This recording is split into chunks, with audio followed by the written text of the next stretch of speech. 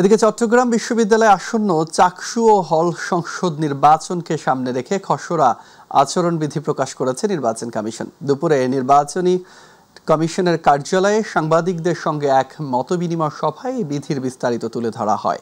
সভার সভাপতিত্ব করেন প্রধান নির্বাচন কমিশনার ডক্টর মনির উদ্দিন এবং সঞ্চালনায় ছিলেন সদস্য সচিব ডক্টর AKM আরিফুল হক। খসড়া আচরণবিধি পাঠ করেন ডক্টর আমির মোহাম্মদ নসরুল্লাহ।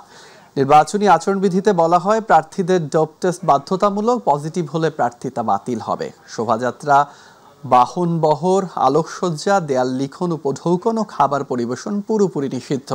সামাজিক যোগাযোগ মাধ্যমে প্রচার চালানো গেলেও গুজব বা উস্কানিমূলক বক্তব্য দেওয়া যাবে না।